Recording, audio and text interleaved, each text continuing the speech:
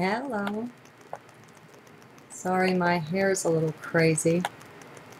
I just keep throwing it up, and so it gets kind of wild when I take it down. I don't know what I'm doing here. Here we go again with this well past menopause lady feeling pregnant with something, something wants to come forth, and so I don't know if I'm going to read a journal here, which I haven't picked one. No, I guess I'm not. I guess I'm just going to talk.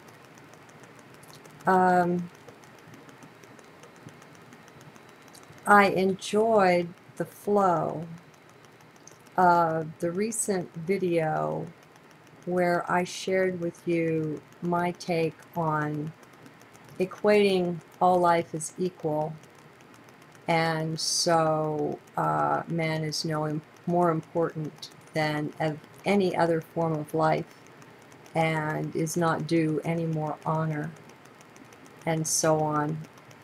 And it's an amazing thing, but I think it's pretty consistent that what the dark force likes to do, and they have a lot of mastery in the mental level, what they like to do is they like to take something that's inherently beautiful and that attracts us and that we resonate to, and then twist it all out of shape so that it winds up taking us off in a different direction.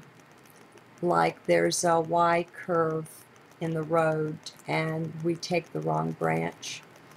And so it still attracts the light bearers because the foundation of it is something that we resonate to. There's something of light in there, but it's been twisted. I think that the whole New Age movement has been deeply infiltrated by the dark force, prancing around, saying all the right words, having a great deal of understanding, which they can manifest, but all just to manipulate us, anything to get us out of our center. So let's judge things by their fruits as we're observing, and just watch what they bring. Like what the result is of thinking an animal is equal with you. Look at the kind of behavior that it occasions, and look at the lowering of the dignity of man and woman that brings about. So anything that wants to minimize you, me, or anyone, it's not okay. And we need to look at that. Another one is what can be done with the idea that life is an illusion. 3D life is a hologram. It's an illusion. It's not as real and solid as it appears. Okay, that's true. But where are you going with it? What are you going to do with that? And I think we have to be much more alert than we have been consistently for the traps that are set for us. There are many, many bad guys posing as good guys, and we don't want to hear this. We don't want to believe it. We want to believe that we can pick a group to associate with just because of what they're saying. But we can't, my friends. We can't trust that way. There will come a time, not too far from now, when we can, but now is not that time. This is a really crucial, I don't know, fork in the road that we've come to, where we've got to do right by ourselves and by Gaia, and we do that with a whole lot less doing and a whole lot more being. We're waking up, we're finding ourselves, and that's beautiful. But what does that mean? Yes, 3D life is illusory on the one hand. On the other hand, 3D life is about as important as it gets. And these are both true at one and the same time.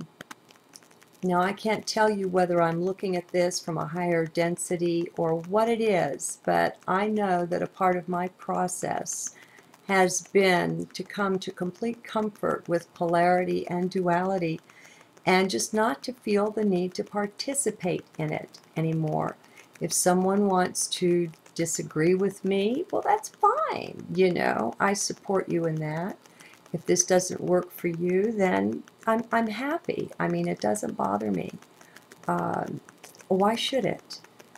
So I think we have to be really careful. Now, I don't know this for a fact, but I think it was Cavicilis, George Cavicilis. I was pronouncing his name wrong. I was calling it Cavicilis.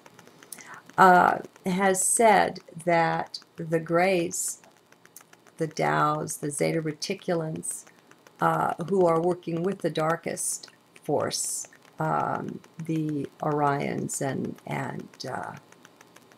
the reptilians that come from there.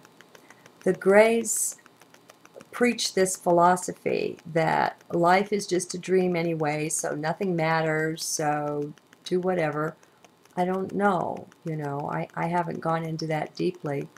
But it makes sense to me, because you can take any great idea, my friends, and you can warp and you can twist it in sometimes subtle ways, and you can lead people wrong with it.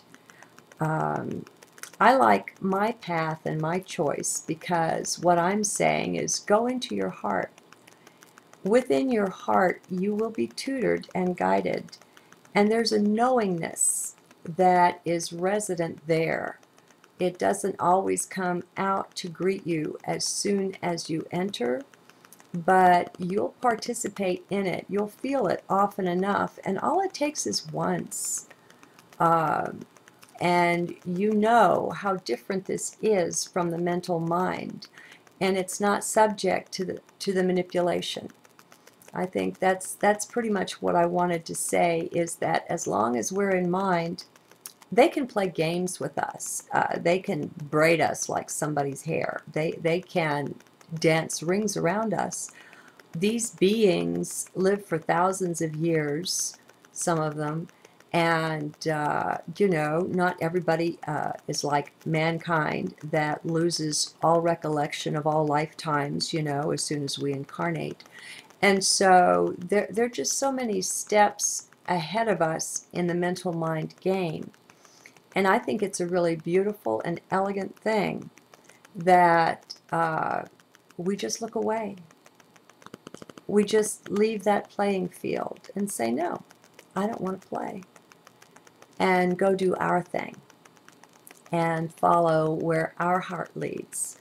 And so I just keep singing the song. Don't trust the mind, don't trust at all. Go see Byron Katie's work. There's no such thing as a true thought. And so we have to be really, really cautious about what we base our understanding on, because only truth will stand, and everything else collapses. Thank you.